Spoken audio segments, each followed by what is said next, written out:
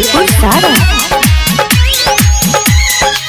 छोड़ी के जइबू रानी कोई परेशानी मिले तू आजा जे हम कहतानी छोड़ी के जइबू रानी कोई परेशानी मिले तू आजा जे हम कहतानी कल तू चल जइबू पियावा के घरे आखिरी मिलन आज रतिया बा कल तू चल जइबू पियावा के घरे आखिरी मिलन आज रतिया बा दुआरा पर आइल परतिया मिल के बोलावत हो नतिया सखी रे घुमले ओकर मतिया यारवा बोलावत आधी रतिया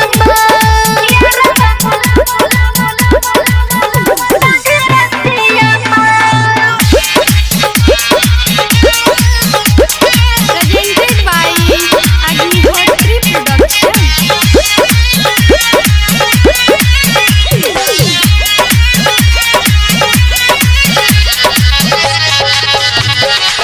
घरवा के पीछे आइले बानी ये सोना बोला तू का कहतारू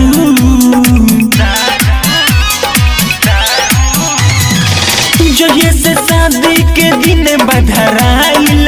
तहिए से मुँह फेरतारू काहे बोले लय से बोली हो लागे ला दिलवा में गोली हो कोनो बहाने मिले आ जाए सोना हमसे का भइल गलतिया बा दुआरा पर आइल परतिया मिल के बोलावत हो नतिया सखी रे घुमले ओकर मतिया यारवा बोलावत आधी रतिया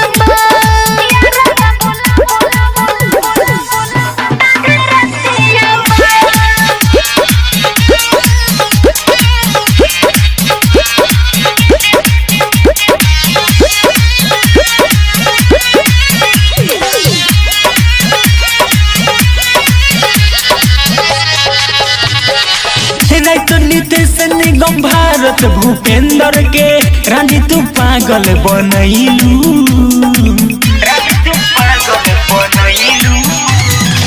सतो जन्म में साथे रहे के वादा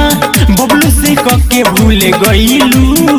कोइल वादा ना हम हो भुलाइब हो राहुल तोहरा से मिले खातिर आइब हो उमर उजाला के सुन ये रानी